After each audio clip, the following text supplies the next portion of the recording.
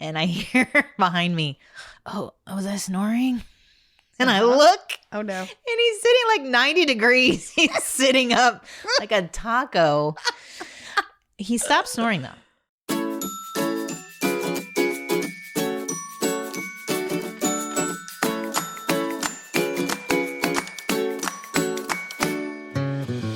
Hey, yo, welcome back to the Don't Mom Alone podcast. I'm your host, Heather McFadden, and this is the place where I get to walk alongside you and connect you with people and resources so you know that you don't mom alone.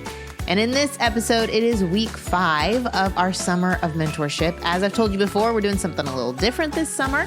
I've recorded a series of episodes with my friend Cynthia Yanof. She's the host of the Mesmerized podcast, and we are answering your questions. Today's episode, we're focusing in on marriage and the challenges of connecting while raising young children. Marriage is what got you into this family situation, and so we want to support you in that and laugh along with you. Let's get right to it. This is episode 418. Here we go. What are you Googling right now? Okay, you and I were talking about one of my favorite guests I had on my podcast, and I can't remember his name, but he wrote a book called Married Sex. And so then I was going to Google married sex, to which you suggested that might be dangerous. And then, you know how you can click on images, right? Yeah. So then we started talking about the images. Like, what would the... What'd you say? I just pictured... He's taking out his mouth guard, you know, and the saliva's dripping down, or like a CPAP machine, you know, like it's real sexy. It's sexy. Or you're like both sitting in bed with like your college sorority t-shirt on, right? Yes, and you're oversized shirt that's got holes in it, right? And then you're reading your phone, and he's reading like he's C.S. playing Lewis. Wordle. Oh no, he's Wordle! He's got the big book, and I'm like on my phone. Yeah, you're that like, would be more like honey, it. tap tap. What's your Wordle score today? That's what the images of married sex would be. But the reason we're even talking about this is because what was the guy's name that wrote the book? I already forgot. Gary Thomas. Gary Thomas was on my old podcast. He talks a lot about marriage. He's so good. But he had a book out called Married Sex. Way too immature for me to be able to cover that topic. No, and it's not something you can give someone. That book? No, it'd be like, hey friend, love you a lot. Here's a book on married sex.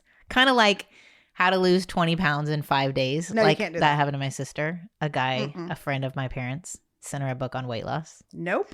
Not gonna happen. Not gonna happen. No. That's as awkward as like, why did we do this to this? You remember the when you get married and there's themed showers and they would give like the lingerie shower, but they invite your mother-in-law?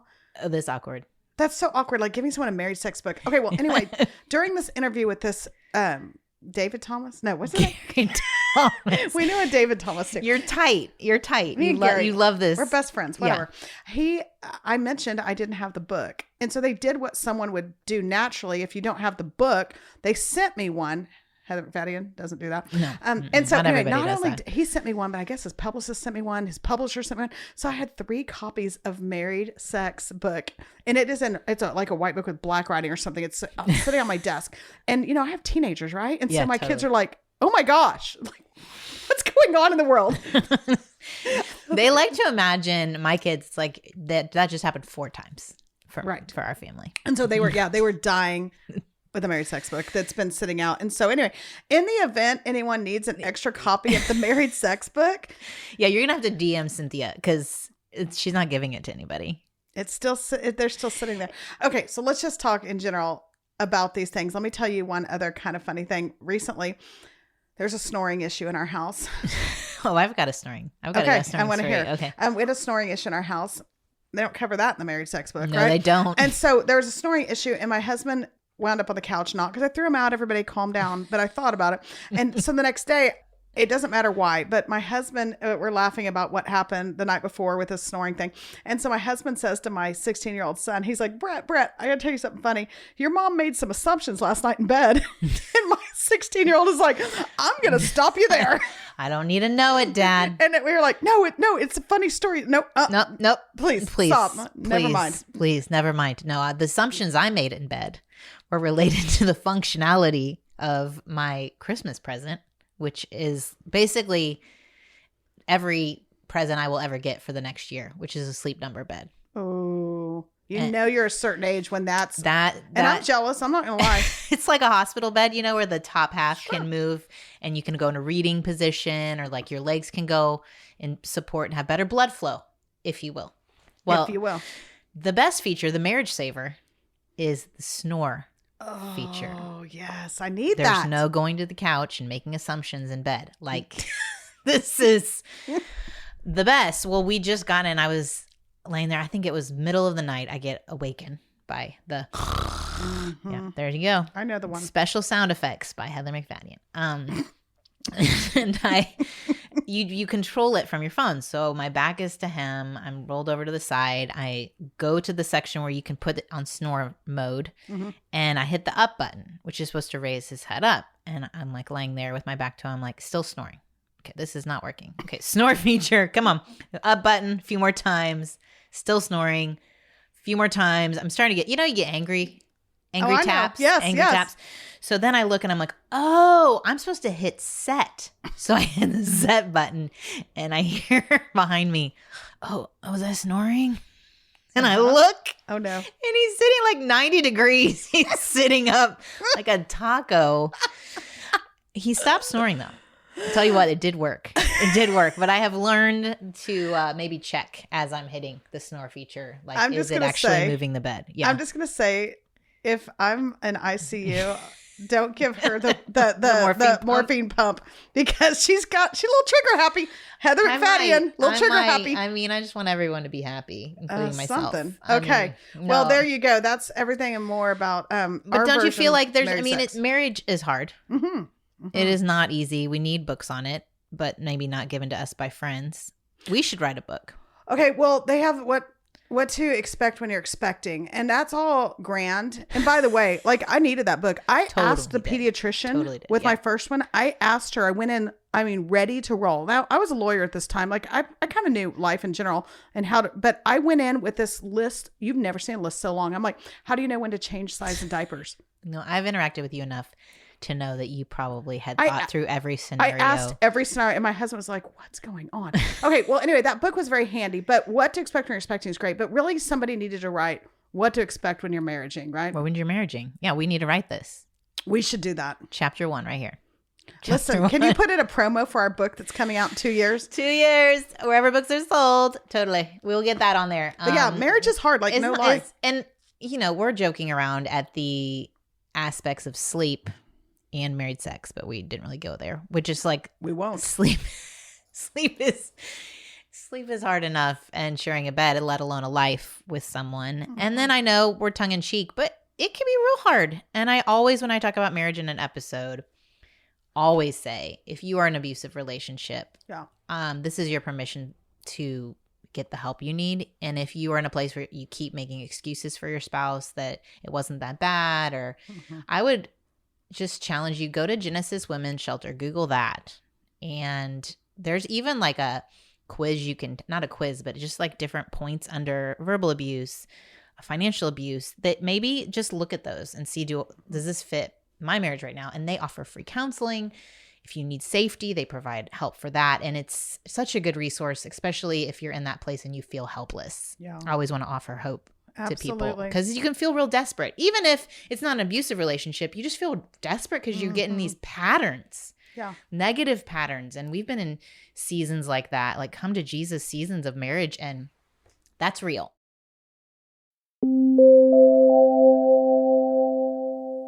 Ever since we've been dating, my husband and I talk about synergy in our relationship, how two separate parts come together to make something even greater. And that is what I love about Thrive Cosmetics, because it solves so many things in one amazing product line. They are products that work. They're also products that are clean, and they're products that give back. And my favorite is the Liquid Lash Extensions Mascara. I've told you about it before, but if you've never heard me talk about it, let me tell you why I love it. Not only does it have 25,000 or more 5-star reviews, it kind of mimics lash extensions without having to have the damaging glue or all the cost of it. because it allows my lashes to grow. How it does that is they have this proprietary tubing formula that wraps around each lash. So it lengthens them, defines them, and then I don't have the whole clumping, smudging, flaking thing that usually happens for me with mascara just because of the way my eyes are set into my face. It also has nourishing ingredients that support that growth, that healthy looking lash over time. My fave part is how easy it is to remove. It just slides right off with warm water and a washcloth. No soap required. It's definitely their best-selling product. If you have never tried something from Thrive Cosmetics, also check out how they are certified 100% vegan and cruelty-free, made with clean, skin-loving ingredients. There's no parabens, sulfates, phthalates, and the performance, like I said, is amazing. And in the name, it says cause because they are part of a mission for every purchase to support organizations that help communities thrive. Those who are battling domestic abuse, homelessness, cancer, and so many more. So when you buy their great products, you're part of the synergy, ladies. So if you need to try it out for yourself, right now you can get an exclusive 20% off your first order when you visit thrivecosmetics.com/DMA. That's Thrive Cosmetics, and the cause is spelled out CAUSEMETICS.com/DMA for 20% off your first order. And so we have a listener question that this listener wanted to remain anonymous. So I'm going to read it. And I didn't make up the question. I think it's like I'm asking for a friend. No, I didn't make up the question. And this is Heather McFadden. Okay, y'all listen to Heather's question. I'd love for a mentor to talk to us about ideas, ways, and just some general encouragement for marriages in this season. And I think the season of parenting. While parenting is getting tougher, I have a 9-year-old, 11-year-old, and now is a sweet spot for a minute. But then, things are getting heavy.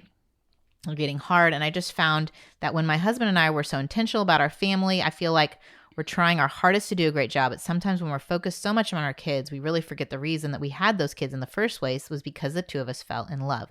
So I just really have some encouragement for seasons when maybe a child's going through a hard time, parents' hearts are heavy. It makes it hard to just be romantic with your spouse. Yeah. I mean, I start by saying, hey, kudos to you for even submitting that question on marriage. I think you're because whenever I have a marriage episode, you know which ones don't get played? Oh, really? Are those your low? The least played episodes. It's because you haven't had Gary on to talk about marriage sex.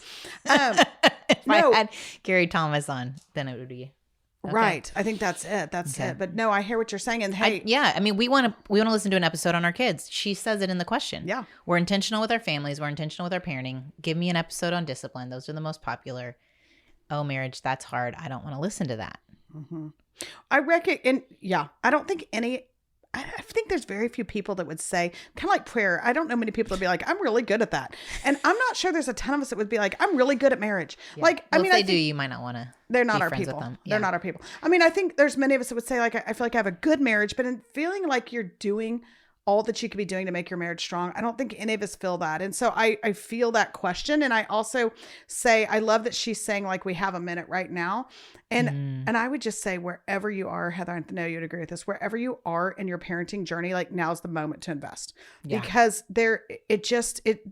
what's that expression, people always say, if you wait to have kids till you financially can do that, you'll never have kids. Yeah. I feel like that's marriage. If you're waiting for things to slow down, for the kids stuff to slow down, for a breather, you're probably not going to get that. Mm-hmm. And so now for me, I'm even looking at, I have a college kid, a high school kid, and a kindergartner, and there's literally no time in the day, it feels like, because my high schooler is up really late, and then my college kid's home, right? So they're ready to go at 10:30 at night. Let's go. Yeah. Let's talk about everything. Let's go get ice cream. And then my little one's up at 6:15, 6:30 in the morning.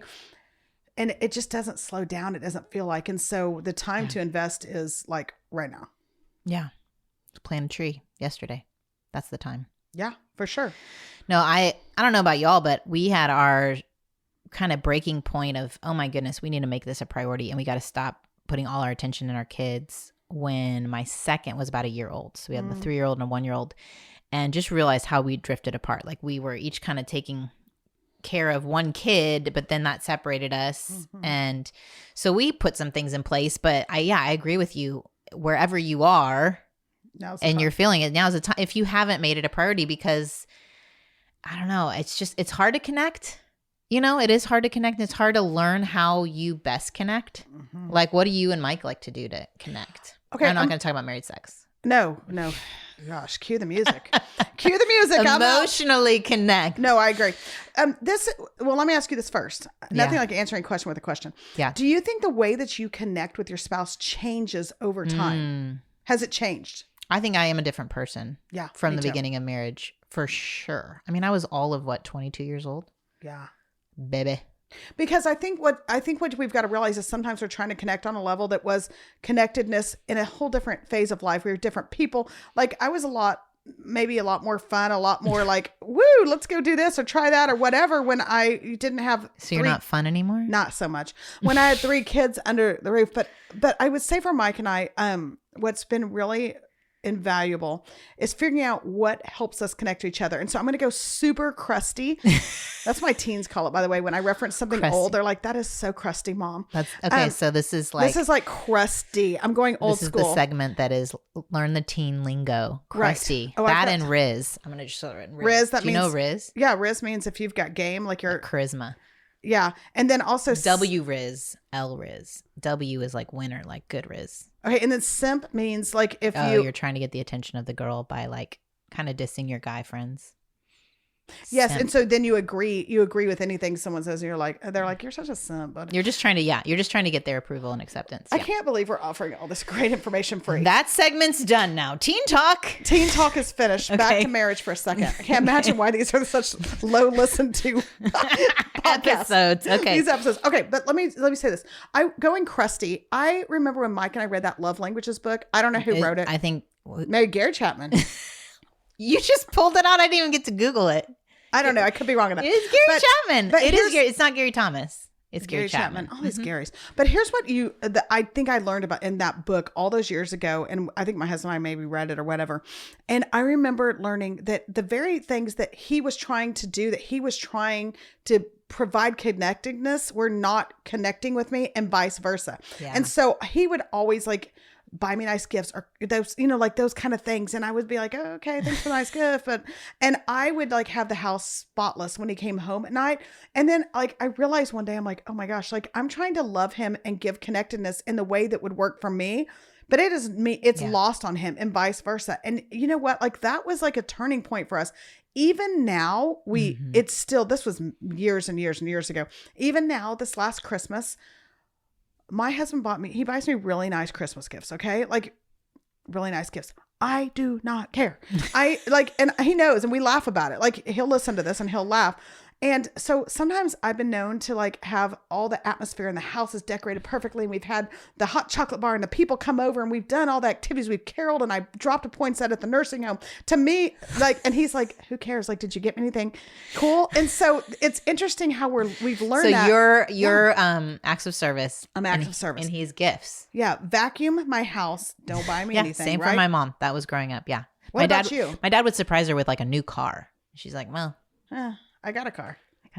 Yeah. What about you? What is y'all? I think Bruce would say that mine's all of them, and that you always want the ones you're not getting. Interesting. But if I had to like pick one of the 5, like I need this or else, is quality time. Okay. And then his would be words of affirmation, and I'm not so great at that, and he's not so great at the quality time. He's a doer. And so the way that we've gotten around that to meet my needs is a Saturday morning walk where we can connect. And my listeners have heard us talk about that before, but okay, well, I need to know about that to me. Yeah. Like it's just like 15 minutes, a quick walk. No, like an hour. I mean, it's like the morning on Saturday morning. And to me, it's where we catch up on life and I can connect with him without any distractions. Like the most distracting thing is managing the dog, but like that's nothing. That's a lot of focus time. And so that has met my love language needs. I need to work on meeting his love language needs. Or you could always focus on love nuggets. No, don't say that. Once again, cue the music. I'm out. What's a love nugget? It was a guest I had on the show. We were talking about your guest, my guest. Gary Thomas? No. Married Sex. I don't remember their names. But they talked about love nuggets, and I shared it in an Insta story. And my friend, who is awesome, she's a extra in Walking Dead, Wow. episodes, Wow. which, I mean, cool chick. She, though, hilariously responded, "That's what we call my dog's poo-poo in the backyard." Love nuggets.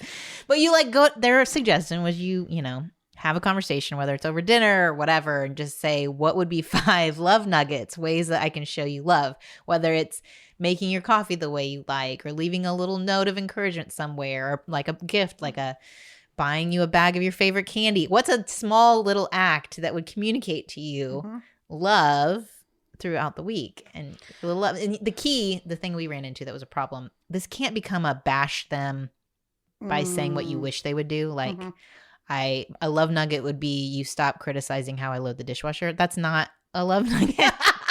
That's a backhanded criticism. A loaded dog poo. Yeah. It's a loaded dog poo. So yeah, no, I agree. Like learning your love languages, how you connect, communicating, how you feel love, like even just, I don't know, wiring, like knowing how they're wired, I think provides more grace for the person. Learning things like street fighters and realizing how Bruce is differently wired than me, so I don't take things personally that he's doing, or even, I know Enneagram, we're not supposed to talk about it, but even that, like, I think gives more grace to people in my relationships. It helps me recognize, well, this is just how they are uniquely wired and how they see the world, and to not expect your spouse to see the world the way you do. Right. And we're not going to talk about the Enneagram because that gets us a lot of hate mail. Okay, but since we're on Heather's platform and not mine, let me say one thing about that Enneagram. And again, I'm not selling anything. If I might just say one quick thing. Only if it's covered in grace. There's 2 scriptures around each. I've got it. A scripture sandwich. I've got it. Like, listen, I love Jesus a lot more than I love the Enneagram. I need y'all to know that. But I will just say this. It did help me a lot understand in some ways just kind of how he operates in his thought process. And I think not Jesus, Mike. Right. Anything, Mike, not Jesus. Anything you can do to help you further to deeper understand what your spouse, and just stay curious, and they're changing beings. And like, even just now your sweet husband walked by and he said to you, "You're so incredibly cute." And I was like, I should say thank you. That would be weird if I acted like he was talking to me. But like that, like, you know, you can tell from that he loved, like, words of affirmation mean a lot. It's probably lost on you, but that was so sweet that he said that. And so I would say, like, here's my 2 things. 1, there's not going to be a better time to do it. So now's the time to invest in your marriage. Like, and if you really are like, that's the last thing I want to do, that's probably really important time to do that. And I've lived that. I've been in that season where I'm like, I got 100 things to care about, and this ain't one of them at the moment. So that's probably when I need it the most. So 1, do today what you need to do today. And then 2, get curious, ask questions. I had this pastor on, Steve Frizzell, that was on my podcast one time, and he talked about how he just asked his wife, he's like, you know, what are 3 things that help you feel connected? And I would say take it a step further and say, what are 3 things that are disconnecting? Yeah, like, tell me about that. Are there things that are disconnecting? You know, I mean, I'm sure we should probably call him Mike and Bruce and be like, you sit on it. They could do their own podcast and say a lot. But I know Mike said one time, like, he said, you know, I feel disconnected from you and our family when something comes up at the dinner table and you immediately jump in and answer the question. Like, if our kids ask for permission to do something or whatever, like, I just jump in, I'm like, yeah, that's fine. Or no, I don't think so. We have blah, blah. Because listen, Heather, who makes 99% of the decisions on on ordinary kid stuff? I'm not bothering with them. Like, no, that I don't call him every time we need to make a decision. I make 1,000 like you do, like everyone listening does, a day. Well, I didn't realize that when he's sitting there, it does come off like it made him feel disconnected. Like that I just am gonna like not valuable. Jump in. Yeah. Here's what we're gonna do. And so I would just say, get curious on that.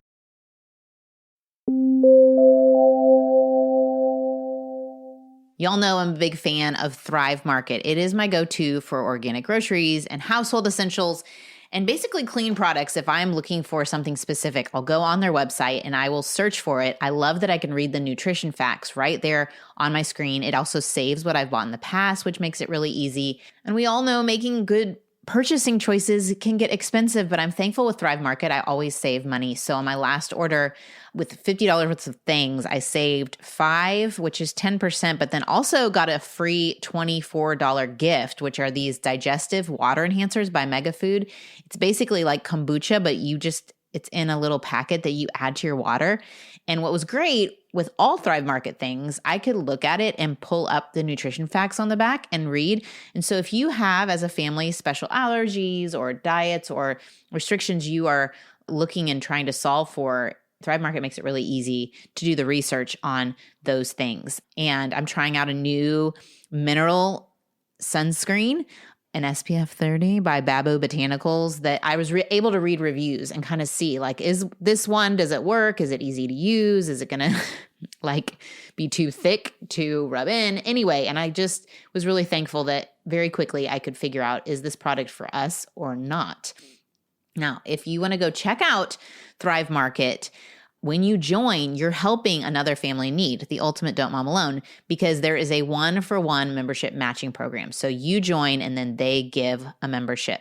So join in on the savings with Thrive Market today. Get 30% off your first order plus a free $60 gift. Go to thrivemarket.com/DMA for 30% off your first order plus a free $60 gift. That's Thrive, THRIVE, market.com/DMA, thrivemarket.com/DMA. Hey, y'all, summer unfortunately is coming to an end, which means a lot of you are ramping up for school. It's all about making that transition smoother and easier for both you and your little ones. And guess what?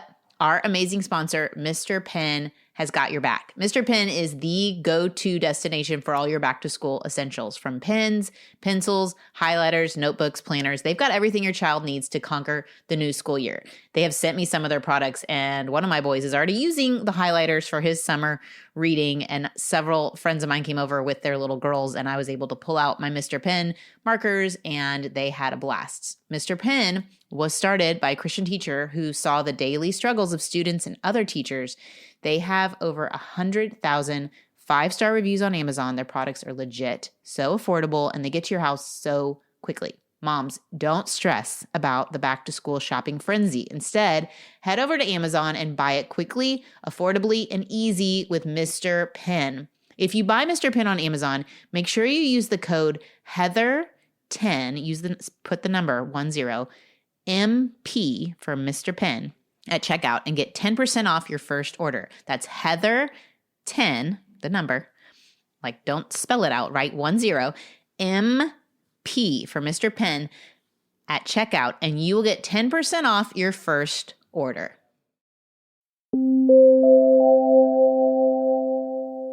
And then the other thing with marriage that I think is important, you know, I liken it to the foundation of our house because, you know, like we just had to have foundation work. We live in Texas. It happens sometimes. And so the soil shifts, right? And so we had to have foundation work. And it was literally like 2 Disney trips worth of money for foundation work on our stinking house. And I kind of laugh about this, but I'm like, you know, nobody's walked by my house and been like, hey, flexing with your new foundation over there, are you?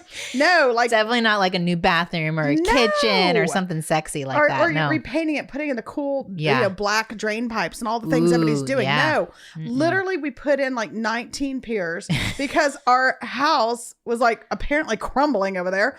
And so nobody's come by. Nobody said that's cool. Nobody's affirmed me. Nobody's pat us on the back. Be like, hey, strong work, you guys, on doing that. None of it. But literally it was the most essential thing to our house is that the foundation is solid, and which obviously that's what Jesus is talking about. Like you've got to be built on a solid foundation because the wind and the storms will come. And so what are the piers that we need to be putting in place that no one's going to affirm? Our kids aren't going to get excited about the date night or whatever the thing is you're doing, or, you know, the quick getaway for the weekend, which is super, super important, yet you're missing the select baseball game and the play and all the things. Yeah. None of those things are going to get applause, but those are just like you're putting in the piers. Yeah. Because when the hard comes, like you've got to have that solid foundation. And so I've learned that both ways. I've not had the piers in place, and I've attended to what seemed like the most important, significant things in the moment that came at a price to my marriage. And then I've gone through seasons where I've realized like I don't have time not to be invested in this relationship for my sake and really for my kids' sake. They need that relationship intact. So yeah. Research shows that that's true. What did you say? I said research shows. Research. Oh, I thought I was really hoping she'd quote scripture. But apparently that wasn't coming. Coming. Research says, no, I agree with all of that. And my 2 cents would be, 1, do the work for yourself. Like this marriage starts with your end. And I know when things are rough in our home, it often is because of my own junk and my own brain space and my time. I need to go to the counselor. You know, you kind of more like, we need to go to counseling. Well, what if I just do maybe, or I need to make space so that I can meet with God and do that foundation work in me. And I might need to take the first step towards my spouse and like offer the peace offering or the love nugget, whatever. No, no, ma'am. We are not going to talk about those. And then my other piece of advice to this listener would be, like you said, just start now, but maybe consider, daily connection points, weekly, quarterly, yearly, so that you're making that a priority. And so your kids see that it's a priority, that this relationship matters to you. My husband talks about, he remembers after dinner was done, he and his parents would be in the kitchen while his dad was doing the dishes. And he knew that was their time of connecting, and he saw that. And I feel like our kids have seen us prioritize our marriage over other things. And I do think it matters. I think it matters to their future relationships and just their security of knowing. And if you're in a hard place, you don't really want to be with your spouse. Like, that's real. If you hear me say walking for an hour with my husband, I've had friends say, that sounds miserable. I know, we'll just walk around. My husband won't talk. And I'm like, well, you know what? Maybe give it a shot and maybe lower your expectations of what it is and do your part on your end and allow them to respond, and they may surprise you. Yeah. Expectations is such a critical word too. I think that we do need to check in on our expectations and community. I know for me, there's been so many times where I've been looking at someone else's marriage or how somebody else's husband operates, and or like it looked flashy and it looked this or that or whatever, and the second and third homes, or maybe whatever the things are that you might be tempted to look at. Maybe their success, whatever their success looks like. Is, yes. And I mean, I think a couple things. One, I think that we've got to put people around us that really believe in our marriage, that are supporting us and propping us up, that, when we want to bash on our husband or whatever, they're just not going to be a part of that. Like, I just think, I don't know. I mean, just agree. Yeah. And I think just appreciating your spouse for who they are, not comparing them to other ones, Yeah. Yeah. And I think I've told you about this one time, but so my husband wrote a book. He wrote a book. Yes. Now, nobody needs to Google that. Is it called What to Expect from Your Marriaging? Yeah, he did. I mean, I think he's writing it right now. He's knocking us off. He wrote a book on ordinary events, like growing up in his life, just growing up non-Christian and becoming a Christian and all this stuff. And so he went to get an agent, and you and I know all about this, trying to get an agent and try to get published. And he got no hits. Like, it just didn't have any luck. And so he said to me one day, he's like, I just don't think ordinary sells. And I was like, man, we could talk days about the fact that ordinary doesn't sell in today's culture, right? And so it was close to Christmas time, and he had it printed out like at, like the local Kinko's or whatever it's called that makes copies of, and it was like one of the presents. And so I open it, and I mean, he's falling over himself to apologize for this. He's like, oh my gosh, like to him, it's not like an expensive, nice gift like he's used to giving. He likes gifts, right? Yeah. And so he's like, totally like, this isn't really the gift. Like, I really got you stuff. This is just like a whatever. And he's trying to explain it. And so I think back that day, because I went and read this whole book later, right? And I look back on that. I'm like, the very thing he's apologizing for the most has been the greatest gift he's ever given our family. And it's his willingness to live in the ordinary and to appreciate it and acknowledge it. And I've seen him turn down job opportunities that would have been huge, but would have taken him away from us. And I've seen him do the hard nitty gritty when it'd be easier to cut corners. I've seen him do these things that maybe didn't get him fame, status, wealth, whatever, that looks really glossy and sexy across the street or wherever. Yeah. But in that ordinary, I've seen him pursue God every single day and pursue our family. And I would just say, like, thank goodness that he got comfortable in the ordinary. And that may not sell in today's culture. And I'm the first to buy into looking around at everyone else and being like, oh man, I wish it was this or that or the other. Yeah. But no, I think expectations. I think expectations, and that's where community that you can have authentic, real, vulnerable, where they're showing their underbellies of hard, so that you don't believe that false lie that it's hard for us because something's wrong, which is a lie that I've had a spouse, of one of my siblings want to end their marriage because they made that wrong assumption, because it's hard, we shouldn't be married. And it's like, I'm really grateful that we have friends we can connect with, share when we're having hard moments, they can share with us, and we can support each other, like you said, and they can be for our marriage and for its success. And that even this past Sunday, like, we can show up with our hard and our disconnect, and they can remind us of the truth of 24 years of marriage. And just like, this isn't our first rodeo, the long-term view, but then also just have fun with us in the midst of that. Like, yes, it's hard, but you know what? Let's go to El Ranchito and let's have a mariachi band blare the trumpets in our ears. Yes. We've had friends call up and say, hey, this is the longer story. you know what? We'd love to have dinner with you. We're just in a really hard season in our marriage. Mm-hmm. And so I told Bruce, would you make a reservation for a restaurant? They just want to have a more serious talk with us about their marriage. With the mariachi. So he goes on whatever open table or whatever and sees this Mexican restaurant's really highly rated. So he makes a reservation, and they really had communicated to me a quiet restaurant where we can have a serious conversation. We pull up, and not only are we one of the only Caucasian American families there, it is very loud. Like very loud. Very, very loud. And so they show up, and I'm like, well, this isn't quite what you were expecting. And so we're trying to have a serious conversation. And then all of a sudden, not one, but two mariachi bands. Yes, they did. Two different songs come out, start blaring, and lights, like disco lights start going off in the restaurant. And we just start laughing, and we've not laughed so hard. I mean, that is what they needed. They were like, thank you. We just needed to have fun. And remember, we can have fun. And they'd gotten a little bit, everything had just felt heavier than it was necessarily. Yeah. And so, not that definitely have the serious conversations in the quiet restaurants with friends, but also have people that you could just celebrate life with, and remember that you enjoy your spouse. What did you enjoy? Maybe you've changed, but there was something you fell in love with, like she said in the question, like remembering the person you fell in love with and why. Have you been back to El Ranchito? Oh, many a time. Many marriages saved by El Ranchito. So some of the, like, I'm using air quotes, some of those Christian famous people are like planning cruises, and some are taking groups to Israel. Totally. Like Heather McFadden, you come to Dallas and you may go to El Ranchito with her. Marriage retreat at El Ranchito. At El Ranchito. And I'll be over in the corner asking my husband to vacuum my house and giving him a gift. A love nugget. What to expect when you're marrying. Available in stores in 2026. Okay, thanks y'all for listening. We have one more week of the summer of mentorship with Cynthia, and then it's back to regular scheduled programming at Don't Mom Alone with some great interviews I've already gotten to do. Just wanted to let you know one more little idea for a way to connect with your spouse if you are busy parents on the go. My virtual assistant reminded me of this, and she said I didn't say it in the show, so I'm going to say it here. I wrote about it in my Don't Mom Alone book. Basically, as a way to connect to start the day, Bruce and I meet in the kitchen, hug, and pray for one another. And I'm not talking long hour prayers, y'all. This is like a quick pray for my own day, pray over Bruce, and then I hear him pray for his day, and he prays over me. And it's just a way to kind of hear what's heavy on each other's hearts and like what we've got ahead of us that day, and just felt like a great connection point.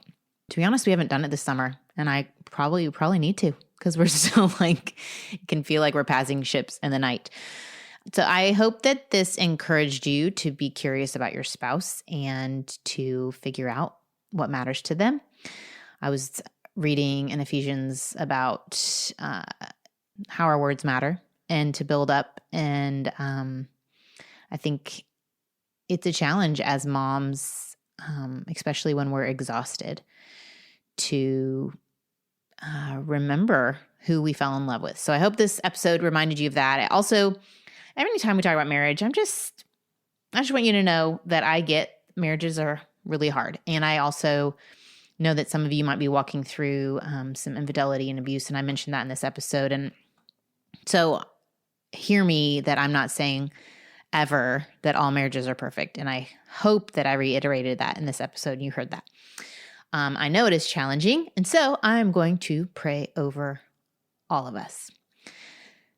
Lord, I lift up the moms and the dads that are listening. I know that they're being in relationship with others is hard. Marriages, friendships, our kids. I know that there is plenty in our own hearts and minds that we are working through and working with you through, and that you are capable of healing those things.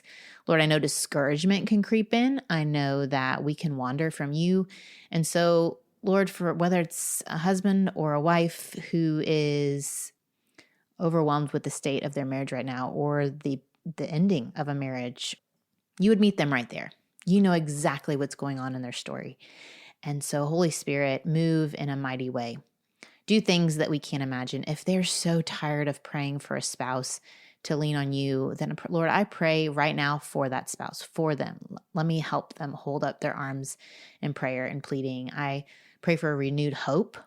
that you are a God of restoration and nothing is too far gone for you, but also that if the marriage has ended, that is too far gone from whatever new thing you have for them and relationship you have for them, Lord, that they're most of all, that their relationship with you would grow. And so I pray for encouragement, hope, comfort, surrender to you. I pray for bravery for any mom or husband who's in an unsafe place, that they would reach out for help and receive that help. And Lord, I thank you that we do not walk alone on this earth. In Jesus' name, amen. Okay, y'all. I know lots of hurting people out there. And I know this is kind of like a light summer series, but I am really burdened by the realities of a lot of marriages right now. And so we have done a lot of episodes on marriage. We have linked to them in the show notes. Also, remember, use us as an excuse to gather with your friends. Tell a couple friends, hey, you want to listen to this podcast on our own and then get together and talk about it? We have discussion questions. I put them in the email I send out on Tuesdays. You can sign up for those emails at olaheather.com. Also, there is a Facebook group that we have for podcast club leaders. This is not a long-term commitment, y'all. This is very organic. We just want to help you to get together with people. And so if you go to heathermcfadyen.com/join, you can sign up for that there. I'm just thankful you're along for the ride with me. And thank you for all your super kind texts and messages. I just feel like anytime I have a moment, I get a really encouraging message from y'all. So thank you for that and for sharing shows and just being awesome. I will see you back here, or not see you, but you know. I'll see you back here next week. Adios.